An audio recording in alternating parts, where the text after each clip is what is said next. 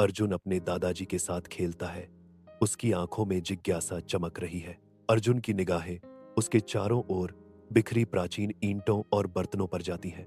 अर्जुन पूछता है, दादाजी, ये क्या है? आपको ये पुरानी ईंटें और बर्तन कहाँ से मिले? दादाजी ने अर्जुन को प्राचीन रहस्य बताया। बेटा अर्जुन, यह किसी राजा का खजाना नहीं है। यह हमारे इतिहास की सबसे पुरानी सभ्यता का प्रतीक है, हड़प्पा की कहानी। दादाजी ने गंभीरता से घोषणा की कि ये हड़प्पा सभ्यता के अवशेष हैं। प्राचीन धरती के बीच दयाराम साहनी खुदाई करते हैं, सहस्राब्दियों से दबे रहस्यों को उजागर करते हैं। वह एक नियोजित शहर के अवशेषों को उजागर करता है, जो भूली हुई सरलता का प्रमाण है। इसे देखो, ये मोहरें और ईंटें सिर्फ एक साधारण गांव की नहीं, बल्कि एक पूरी सभ्यता की कहानी बताती हैं। हड़प्पा शहर खुलता है, जो प्राचीन सरलता का प्रमाण है। कथावाचक चकित हो जाता है। वैज्ञानिक भी इन शहरों की संरचना से चकित हैं। सड़कों का नेटवर्क, ईंट के घर और हर घर से जुड़ा जल निकासी, स्वच्छता में इतना उन्नत, आज के शहरों से भी अधिक। भोर की नरम रोशनी में नहाते हुए एक गृहिणी खुद को सफाई के अनुष्ठान में डुबो देती है। हम हर सुबह नहाते हैं, बिना नहाए कोई पूजा नहीं होती। स्वच्छता हमारी संस्कृति है। मोहनजोदड़ो का विशाल स्नानागार विशाल और शांत खड़ा है, जो लगातार धूप में तप रहा है। एक आवाज गूंजती है, स्नान के उद्देश्य पर विचार करते हुए।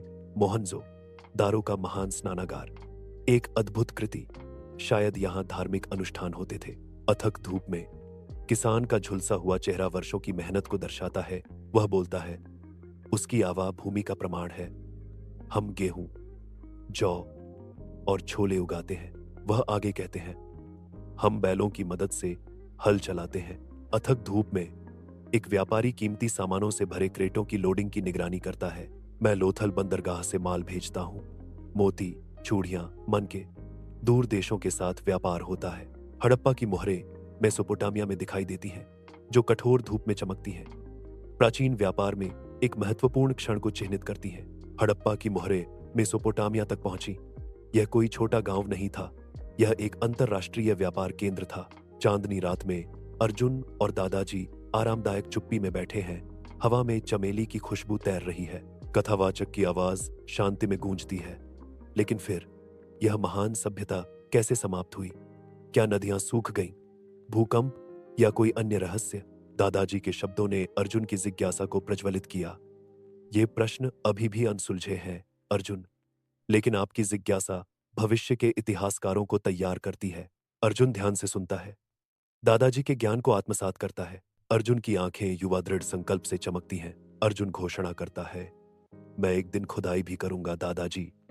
मैं हड़प्पा की और कहानियां उजागर करूंगा। अर्जुन समय के थपेड़ों से गुजरे हुए हड़प्पा स्थल पर अपना सावधानी पूर्वक काम जारी रखते हैं। कथाकार की आवाज गूंजती है, हर ईंट, हर बर्तन, हर मोहर हमारे अतीत की आवाजें हैं। उन्हें सुनो, उन्हें समझो और गर्व करो कि तुम इस भूमि के उत्तराधिकारी हो। अर्जुन दादाजी के साथ अपनी खोजों को साझा करता है। दादाजी मुस्कुराते हैं। हड़प्पा शहर का पुनर्निर्माण किया गया है, जो सूरज के नीचे जीवन और आनंद से भरपूर है।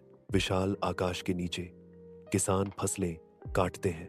व्यस्त लोथल बंदरगाह के बीच व्यापारी व्यापार में संलग्न हैं। लोग धूप से राहत पाने के लिए प्राचीन स्नान घर में डूब जाते हैं। स्नान घर हंसी और छप छप की आवाजों से गूंजता है। खुले आसमान के नीचे एक सांप्रदायिक नखलिस्तान। पानी की सतह पर धूप नाचती है, जिससे नहाने वालों पर सुनहरी चमक पड़ती है। हड़प्पा शहर तेज धूप में जीवंत उत्सव के साथ धड़कता है। मंद रोशनी वाले कमरे में अर्जुन और दादाजी एक साथ बैठे हैं, पुरानी किताबों और यादों की खुशबू से घिरे हुए। दादाजी की आवाज कमरे को युगों के ज्ञान से भर देती है। इतिहास एक कहानी है और हर कहानी का एक सबक होता है। अथक धूप में अर्जुन सावधानी पूर्वक तलछट की परतों को हटाता है, नीचे दबे रहस्यों को उजागर करता है। किसी असामान्य चीज की झलक मेरी नहर में आती है, जिससे प्रत्याशा की लहर जाग उठती है। जैसे ही मैं एक नई मोहर खोदता हूं, तो मेरा दिल धड़कने लगता है। इसकी जटिल नक्काशी एक भूली हुई कहानी का संकेत देती है। अर्जुन अपने दादाजी को नई मोहर भेंट करता है, आशा की एक मौन पेशकश। दादाजी मोहर को देखते हैं। उनकी आंखों में जीवन भर की कहानियां झलकती हैं। यह एक नई कहानी की शुरुआत है। हड़प्पा शहर फिर से उठता है। इसकी संरचनाएं सूरज के नीचे चमक रही हैं। पुनर्निर्मित शहर के हृदय में समृद्धि फलती फूलती है। यह शहर लचीलापन और पुनर्जन्म के प्रमाण के रूप में खड़ा है। अर्जुन और दादाजी आरामदायक चुप्पी में एक साथ बैठे हैं। उनके चारों ओर परछाइयां नाच रही हैं। शांति में कथाकार प्रतिबिंबित करता है, इतिहास कभी खत्म नहीं होता, यह हमेशा जारी रहता है। अर्जुन हंसता है, उसकी खुशी उसके दादाजी के घर के शांत वातावरण में गूंजती है। खिलखिलाते दृश्य के बीच एक चिंतनशील निगाह क्षितिज की ओर देखती है, जो आगे क्या है के सपनों से भरी है।